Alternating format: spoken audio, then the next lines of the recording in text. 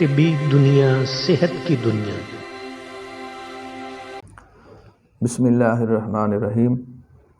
آج ہماری گفتگو کا موضوع ہے اختناق الرحم، جس کو ایلوپیتھی میں ہسٹیریا بھی کہتے ہیں، اور یہ مرض خواتین کے اندر پایا جاتا ہے، خاص کر جو غیر شادی شدہ بچیاں ہوتی ہیں ان کے اندر یہ زیادہ پائی جاتی ہے بیماری۔ البتہ شادی شدہ کے اندر بھی میرے مشاہدے میں آیا ہے کہ بعض اوقات شادی شدہ خواتین کو بھی یہ علامت ہوتی ہے۔ ابھی چند دن قبل ہی میرے پاس ایک ایسی مریضہ کو لایا گیا جو ابھی میرے پاس ہی بیٹھی تھی، تو اس پر یہ دورہ کی کیفیت طاری ہوئی تو اس نے زور زور کے ساتھ چیخنا اور چلانا شروع کر دیا۔ لیکن بہت کم ہے شادی شدہ کے اندر، غیر شادی شدہ کے اندر یہ علامت، یہ بیماری، یہ کیفیت اور یہ دورہ زیادہ پایا جاتا ہے۔ اس بیماری میں مریضہ پر دورہ کی جب ایک کیفیت طاری ہوتی ہے تو اس کو یوں محسوس ہوتا ہے کہ اس کے پیٹ میں ایک گوڑا محسوس ہوتا ہے، اور وہ گوڑا پورے پیٹ میں پھیل جاتا ہے، پھر رفتہ رفتہ وہ اوپر کی طرف بڑھتا ایسے محسوس ہوتا ہے کہ جیسے اس کے گلے میں پھنس گیا ہے، اور اس کے بعد یہ مریضہ پھر بے ہوش ہو جاتی ہے۔ اس پر ایک غشی کی اور بے ہوشی، نیم بے ہوشی کی کیفیت طاری ہو جاتی ہے۔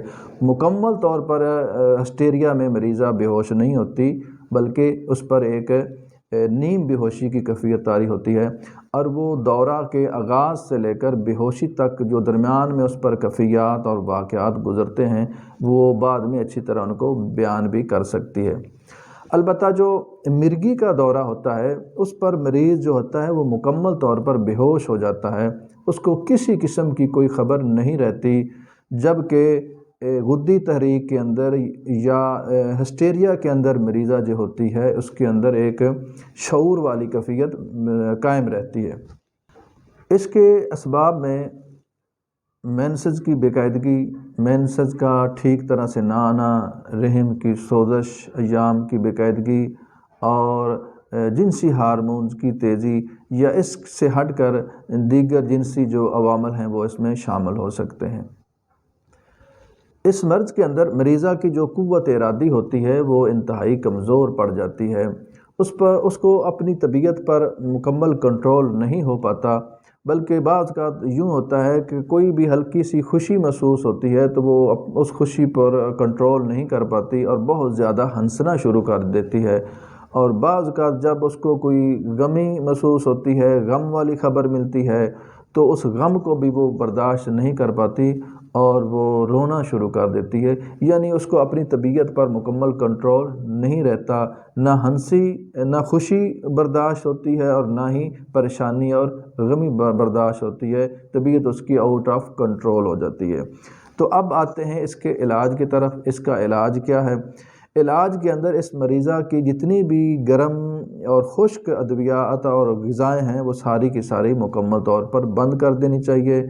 سبزیوں کے اندر اس مریضہ کو مولی کا سالن ہے، گاجر ہے، مونگرے ہے، شلجم ہے، کدو ہے، ٹنڈا ہے، توری ہے، پیٹھا ہے، مونگی ثابت ہے، یا اس سے ہٹ کر جتنے بھی غدی اعصابی یا اعصابی غدی غذائیں اور سبزیاں ہیں، پھل ہیں، کاوا جات ہیں، وہ سارے کے سارے ہم اس کو استعمال کروا سکتے ہیں۔ البتہ کھانا اس مریضہ کو اس وقت دینا چاہیے جب اس کو شدید قسم کی بھوک لگے۔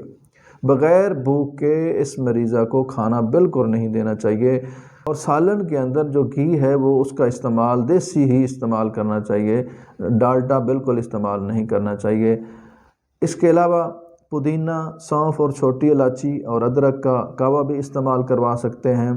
دوائی کے طور پر اس مریضہ کو آپ فلفل دراز 10 گرام، ارسا 30 گرام اور مرمکی 40 گرام، یہ تینوں چیزوں کو آپ اچھی طرح سفوف تیار کر لیں، اور سفوف تیار کرنے کے بعد دن میں 3 یا 4 مرتبہ 2 سے 3 ماشا ایک ٹائم استعمال کر سکتے ہیں، نیم گرم پانی یا سادہ پانی کے ساتھ۔ اسی طرح کہوہ بھی دن میں، پودینہ، سونف، الائچی کا وہ بھی دن میں 3 یا 4 دفعہ استعمال کر سکتے ہیں۔ انشاءاللہ چند دن کے اندر مریض مکمل طور پر ٹھیک ہو جائے گا۔ یہ میرا تازہ ترین مشاہدہ ہے۔